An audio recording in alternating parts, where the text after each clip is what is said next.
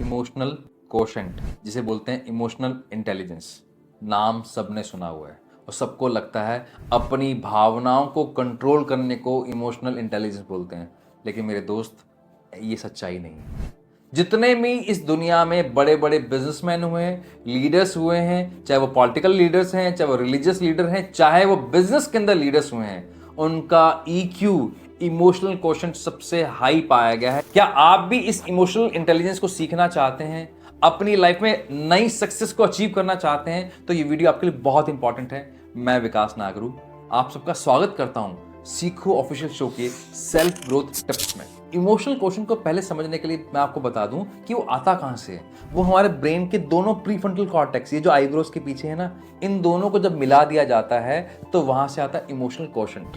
इसके दो पार्ट हैं। एक, पीपल कनेक्शन, लोगों से बातचीत, लोगों से लाइजनिंग, लोगों से नेटवर्किंग। लेकिन इसका एक और बहुत महत्वपूर्ण पहलू है जिसके बारे में लोग बात नहीं करते, वो है सेल्फ कनेक्शन, अपने आप को समझना।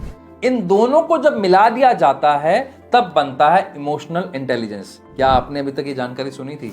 अगर आपको ये जानकारी अच्छी लग रही है तो अभी कमेंट बॉक्स में साथ साथ लिख भी देना कि हाँ, आपके लिए नई है। अब इन दोनों को डेवलप कैसे किया जाए, यानी कि सेल्फ कनेक्शन को और पीपल कनेक्शन को क्लब करके डेवलप कैसे किया जाए, तो मैं आपको बहुत इंपॉर्टेंट टिप्स देने वाला हूं। पहला, अगर आप पीपल लाइजनिंग, पीपल नेटवर्किंग, नए लोगों से बात करना शुरू कर दें तो आपका इमोशनल क्वोशेंट का एक पार्ट अपने आप डेवलप हो जाएगा। उसके लिए क्या करें, आप अच्छे ग्रुप्स को ज्वाइन कर लीजिए, किसी स्पिरिचुअल ग्रुप को ज्वाइन कर सकते हैं, किसी क्लब को ज्वाइन कर सकते हैं। आपके पास कोई सोशल ग्रुप हो सकता है, जैसे लॉयंस क्लब है, रोटरी क्लब है, या कोई भी किसी सामाजिक ग्रुप को आप ज्वाइन कर सकते हैं। उससे आपका लोगों से बातचीत करने का तरीका बिल्कुल चेंज हो जाएगा। लोगों के साथ कैसे काम करना है, टीम में कैसे काम करना है, नेटवर्किंग कैसे करनी है, वो बहुत आसान हो जाएगी, जिससे आपका राइट प्रीफ्रंटल कॉर्टेक्स इंप्रूव कर जाएगा और ज्यादा बेहतर तरीके से काम करेगा। एक और तरीका भी है आप जिससे आप कर सकते हैं, इसी ब्रेन से आती है सिंपैथी। अगर आपको लगता है कि आप ग्रुप में अभी काम नहीं कर पा रहे हैं तो किसी ना किसी एनजीओ या कोई खुद एक सोशल सर्विस को फिक्स कर लीजिए, जिससे आप डेली अपनी लाइफ का पार्ट बना लीजिए कि मैंने किसी को जाके खाना खिलाना है या कुछ दान करके आना है। जब वो आपकी लाइफ का पार्ट होगा, उससे भी आपका ईक्यू, इमोशनल क्वोशेंट डेवलप होता है।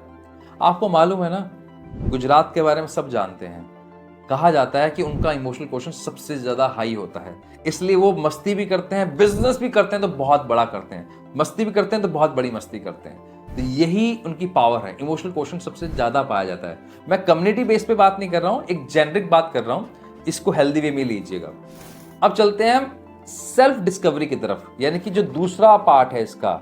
जब तक हम अपने आप को नहीं जानते तब तक हम दूसरों को नहीं जानते। तो आप पहले अपने आप को जानिए, आप कैसे व्यक्ति हैं, आपका बिहेवियर कैसा है, आपको क्या पसंद है, क्या नापसंद है, उसे लिखना शुरू कीजिए। लिखना बहुत ज्यादा इंपॉर्टेंट है। जब तक आप लिखेंगे नहीं, यहां रोज 60-70 हजार थॉट्स आते हैं, यहां कुछ याद नहीं रहने वाला।